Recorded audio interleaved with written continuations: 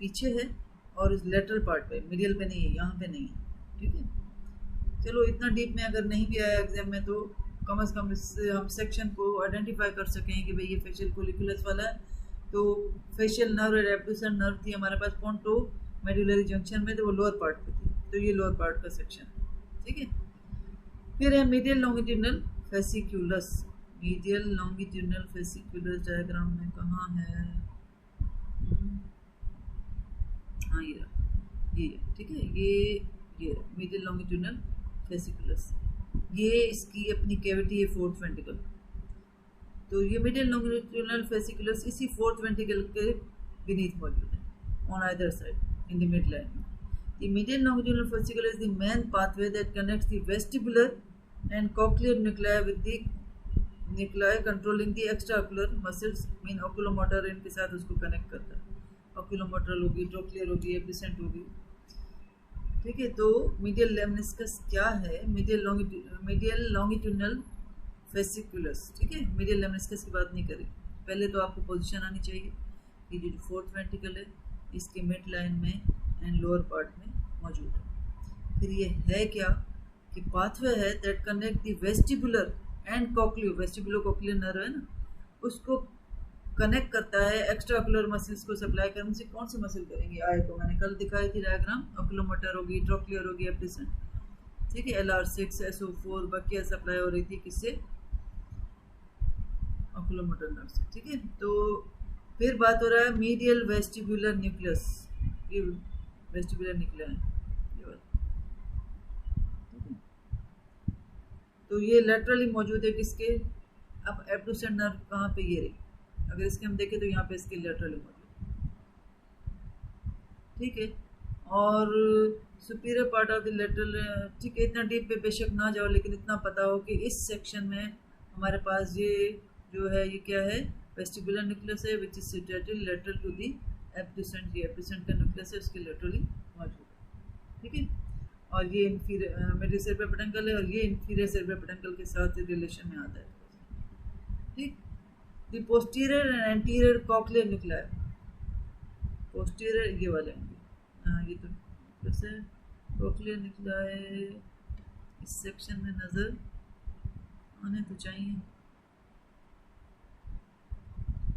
Vestibular है ना, तो इसके करीब ही होते हैं वेस्टिबुलर कॉक्लियर न्यूक्लियर, इस सेक्शन में क्लियर नज़र नहीं आ रहे।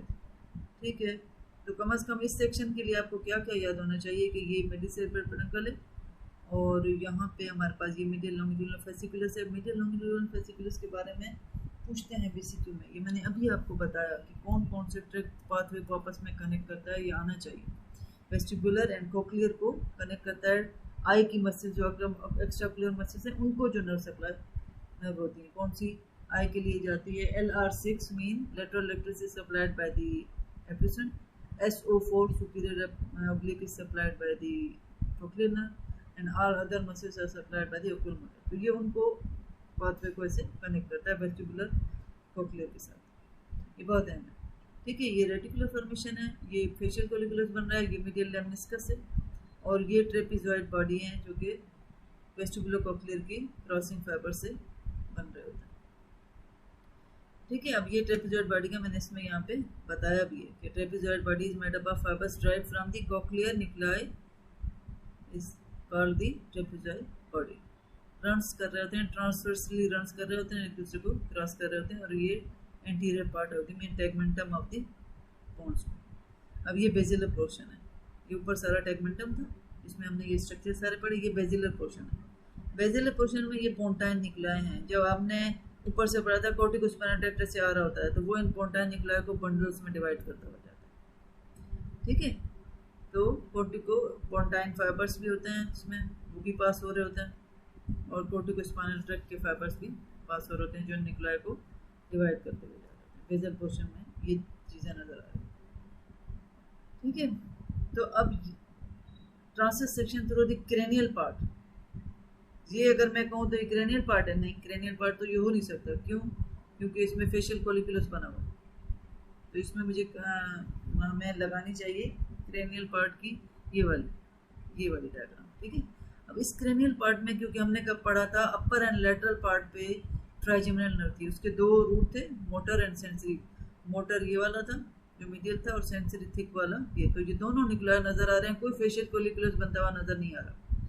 तो ये हम कहेंगे कि ये पोन्स का लोअर पार्ट का सेक्शन है, कार्डल पोर्शन का, ठीक है। ये पोन्टाइन न्यूक्लियर वैसे ही पड़े हुए हैं जिसको बंडल से डिवाइड कर रहा है कौन, कॉर्टिकोस्पाइनल ट्रैक्ट, वही मीडियल लेम्निस्कस है ये ट्रेपेजॉइड बॉडी है, ठीक है। इस पोर्शन इस पॉइंट पे जहाँ पे ये वेस्टिबुलर कॉक्लियर के जब आते हैं ट्रांसवर्सली रन करके क्रॉस करते हैं उसको हम कहते हैं ट्रेपेजॉइड बॉडी। ये रेटिकुलर फाइबर्स है, ये स्पाइनल लेम्निस्कस हो गया, ये फोर्थ वेंट्रिकल हो गई, ये वही मीडियल लॉन्गिट्यूडिनल वेसिकुलस। तो इसमें और उसमें सेक्शन में क्या फ़र्क है, इसमें फेशियल कोलिकुलस नज़र नहीं आ रहा, ठीक है। हमारे पास हम देखें ट्राइजेमिनल के दोनों रूट नज़र आ रहे हैं, ठीक है। और इसमें हमें सुपीरियर सेरेब्रल पेडंकल नज़र आ रहा है, इंफीरियर भी नज़र नहीं आ रहा, मिडिल भी नज़र नहीं आ रहा।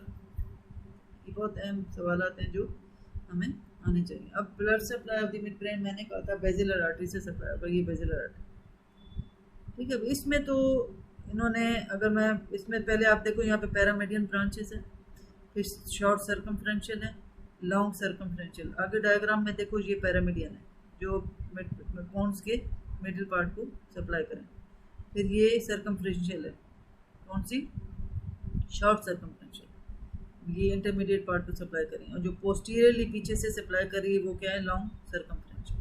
तो ये यहाँ लिखा भी है मैंने कि भाई पैरामीडियन ब्रांचेस जो कि मीडियल पार्ट को सप्लाई करेंगी, medial portion of the ventral part, क्योंकि बेसिलर आर्टरी होती है वेंट्रल सरफेस पे बेसिलर ग्रूव में, ठीक है। और लेटरल पार्ट जो है वेंट्रल का वो सप्लाई होता है बाय शॉर्ट सर्कमफ्रेंशियल, और पीछे से जो सप्लाई होती है वो एक ही आर्टरी आती है, वो कौन सी, लॉन्ग सर्कमफ्रेंशियल। ये इतना कम से कम आपको याद हो।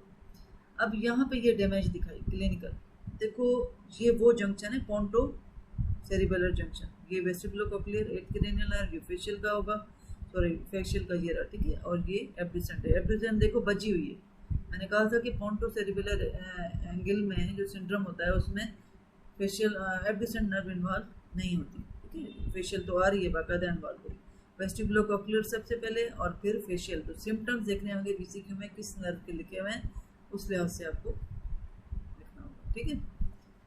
अब नेक्स्ट से इंशाल्लाह मैं इसके बीच में इस टाइप के जो है ना बीसीक्यू भी डाल दूँगी ताकि आपको नेक्स्ट स्लाइड पे थोड़ा सा बता दूँ, ठीक है। अच्छा ये हो गया। तो पोंटो एंगल सेरिबेलर जंक्शन से कौन कौन से स्ट्रक्चर हैं ये मैं आगे आपको दिखाती हूँ उससे क्या, लेकिन इसका नाम क्या है, ये पोंटो सेरिबेलर एंगल। यहाँ पे देखो ये बेजल पोर्शन में ये पोंटाइन निकला है, ये हमारे पास एब्ड्यूसेंट नर्व वाली जो डैमेज हो गई, क्योंकि एरिया को कलर किया हुआ मतलब ये डैमेज हो रहा है। यहाँ फेशियल नर्व भी गई, ठीक है, और यहाँ से ऊपर से कॉर्टिकोस्पाइनल ट्रैक्ट भी आ रहा होता है जो हमने कल पढ़ा था, ठीक है। तो यो इसका मतलब है अगर वो भी जाएगा तो पैरालिसिस होगी, हेमी पैरालिसिस। इस सिंड्रोम को अगर ये बेजल पोर्शन में पोंटाइन निकलाए जाए और एब्ड्यूसेंट नर्व जाए, फेशियल नर्व जाए, कॉर्टिकोस्पाइनल ट्रैक्ट जो जहाँ से गुजरा वो जाए, उसको हम कहते हैं मिलार्ड-बुबलर सिंड्रोम, मिलार्ड-बुबलर सिंड्रोम। अब इनके हर एक पॉइंट लिखे हैं कि पोंटो सेरिबेलर एंगल में सबसे पहले क्या जा रहा था, एट क्रेनियल नर्व, मैंने कहा था वेस्टिबुलर सिस्टम जाएगा, ठीक है। नॉर्मल लेबिरिंथाइन ईयर के पोर्शन है, रिस्पॉन्सिव समटाइम हॉरिजॉन्टल निस्टैगमस, आंखों की ऐसी मूवमेंट खुद ही होना शुरू हो जाती है, ठीक है। डेफनेस तो होगी वेस्टिबुलो-कॉक्लियर नर्व की, ठीक है। Due to the compression of the cerebellar peduncle ipsilateral cerebral asynergia और due to the involvement of the fibres of the seventh mid facial, cross तो ये नहीं करती तो इसका भी इप्सिलेटरल होगा और फेशियल पैरालिसिस होगी, ठीक है। Facial paralysis and loss of the क्यों टेस्ट का बोला है, क्योंकि टंग की जो इंटीरियर टूथ थर्ड है उस पर कॉर्डा टेम्पेनिक ब्रांच जाती है फेशियल की जो कि टेस्ट सेंसेशन देती है, इसलिए फेशियल नर्व भी तो वो चीज़ भी जाएगी। Due to the damage of the tract of spinal and fifth cranial nerve के जो हमारे फेस को पेन टेम्परेचर देता है, तो इसमें लिखा हुआ है ipsilateral absence of corneal reflex and diminished pain and temperature over the face. फिर पोंटाइन हेमोरेज, अगर ये पोंटाइन हेमोरेज का मतलब है अगर ये बेसिलर आर्टरी जाती है, ठीक है, तो उससे क्या होगा कि आप ये फीचर्स बेशक ना याद रखो, लेकिन ये ज़रूर याद रखो कि भाई अगर पोंटाइन हेमोरेज के नाम से बीसीक्यू आता है तो उसमें देखो इस पेशेंट के साथ क्या हुआ, प्यूपिल बिल्कुल पिन पॉइंट है, क्योंकि सिंपैथेटिक फाइबर जो वहाँ से गुजर रहे थे वो इन्वॉल्व हो गए, ठीक है। क्योंकि हम अच्छा सिंपैथेटिक फाइबर्स का होता है कि एग्जाम में जब आप एग्जाम देने जाते हो तो आपका सिंपैथेटिक सिस्टम एक्टिवेट होता है, वो पीपल को डायलेट करता है। और अगर सिंपैथेटिक फाइबर्स डैमेज है तो पीपल क्या होगी, कंस्ट्रिक्ट होगी। पिन पॉइंट इसलिए हाइपर पायरेसिया, क्योंकि डैमेज आपने पढ़ा होगा ये पोन्स और मेडुला में ये रिस्पायरेटरी और ये सारे सिस्टम मौजूद होते हैं, सेंटर होते हैं। तो due to the severe damage of the pons and body is cut off from the heat regulating centre, hypothalamus से उसका कनेक्शन खत्म हो जाता है, जिसकी वजह से उसको कहते हैं हाइपरपायरेसिया।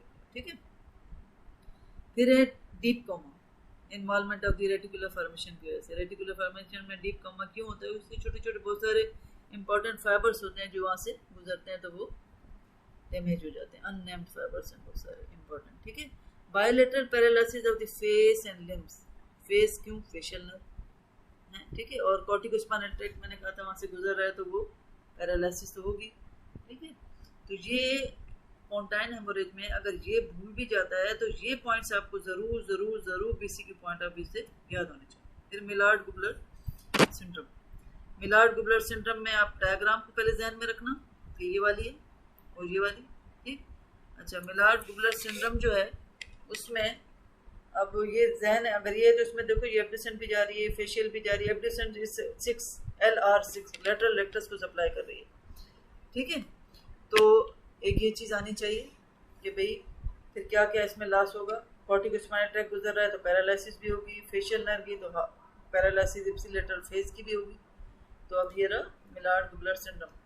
देखो कॉर्टिकोस्पाइनल ट्रैक्ट, पैरामिडल ट्रैक्ट वही बात है, गए तो है कॉन्ट्रालेटरल हेमिप्लेजिया, और फेशियल नर्व गई तो ipsilateral facial paralysis. Abducent nerve गई, एब्ड्यूसेंट LR6 लेटरल साइड पे खींच के रखती है आईबॉल को। ठीक है, वो गई तो मीडियल वाली जो है वो सही होगी ओकुलोमोटर, तो वो उसको मीडियल की तरफ खींच लेगी आँख को, तो क्या होगा मीडियल स्क्विंट या इंटरनल स्ट्रेबिस्मस। लेकिन इप्सिलेटरल क्योंकि ये नर्व क्रॉस नहीं करता। ठीक है, ये बहुत इंपॉर्टेंट पॉइंट है। ये लेक्चर इसका कंप्लीट हुआ। इंशाल्लाह नेक्स्ट से साथ साथ थोड़ी सी BCQ भी डालूंगी ताकि उसकी प्रैक्टिस हो जाए।